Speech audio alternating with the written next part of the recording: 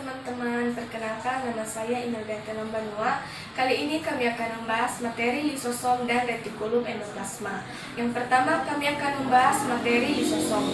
Lisosom berasal dari kata liso yang berarti pencernaan dan soma yang berarti tubuh. Pembentukan lisosom.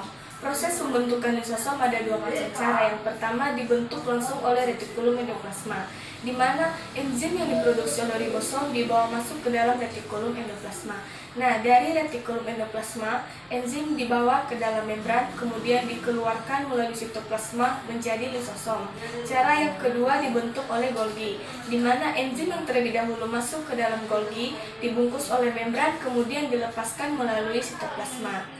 Yang menjadi ciri khas dari lisosom yaitu terdiri atas 50 enzim hidrolitik yang berbeda-beda. Enzim ini dibentuk oleh retikulum endoplasma kasar. Enzim ini juga disebut sebagai lisosom. Fungsi lisosom. Ada beberapa fungsi lisosom. Yang pertama, lisosom berfungsi untuk mencerna hasil makanan dari fagositosis dan pinositosis. Yang kedua, lisosom berfungsi sebagai autolisis. Yang ketiga, lisosom berfungsi untuk menetralkan zat yang bersifat karsinogen. Dan yang keempat, lisosom berfungsi untuk menghancurkan benda yang terdapat di luar sel.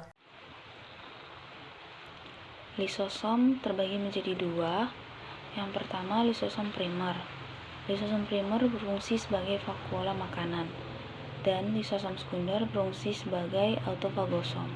Ada beberapa kelainan pada lisosom. 4 diantaranya adalah kelainan degradasi glikogen, kelainan degradasi polipeptida, kelainan degradasi pada metabolisme glukosaminoglikans. Yang keempat, defisiensi multiple enzim lisosom. Saya akan menjelaskan pengertian tentang retikulum endoplasma. Retikulum endoplasma adalah membran yang terdapat pada sel tumbuhan, sel hewan, dan tidak ada dalam sel prokariotik. Bentuk Re ada 3. 1. Sisterna. 2. Tubular. 3. Vesikular. Struktur Re ada 3. 1. Retikulum endoplasma bergranular. 2. Retikulum endoplasma agranular. 3. Retikulum sarkoplasmik. Yang pertama, retikulum endoplasma bergranular. Retikulum endoplasma bergranular merupakan tumpukan kantung-kantung pipi yang disebut dengan sisternae. Elemen karakteristik berupa lembaran tipis yang terdiri dari 2 membran bersatu pada bagian tepi masing-masing dan dibatasi oleh kavite berbentuk kantung yang aplatis atau sakulus. Letak dan jumlah sakulus bervariasi tergantung pada jenis sel dan fungsi dari aktivitasnya. Jika letak REG berkembang baik, maka letak sakulus menjadi sintesis, terarah, dan paralel satu dengan yang lain. Yang kedua, retikulum endoplasma agranular. Retikulum endoplasma agranular ini tidak memiliki butir-butir ribosoma di permukaan.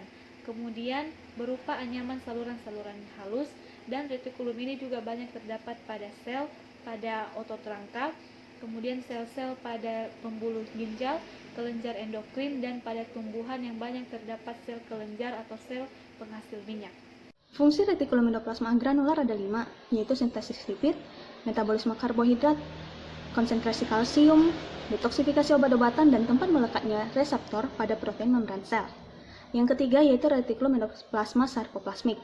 Retikulum endoplasma sarkoplasmik merupakan jenis khusus dari retikulum endoplasma granular.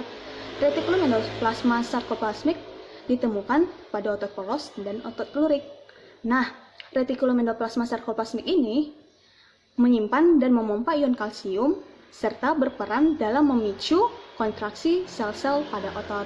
Kita akan membahas tentang organel sel, yaitu retikulum endoplasma. Sebagian besar protein membran Re ini adalah protein yang berikatan dengan glikan.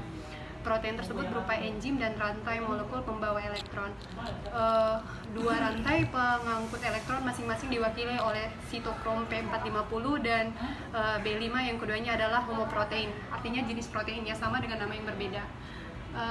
Enzim tersebut antara lain hidrolase, enzim yang berperan dalam metabolisme asam lemak, sintesis fosfolipid, dan steroid, dan glikositotransfase yang berperan sebagai katalisator dalam proses sintesis glikopida dan glikoprotein. Enzim yang paling banyak ditemukan pada membran retikulum endoplasma tersebut adalah glukosa 6-fosfatase.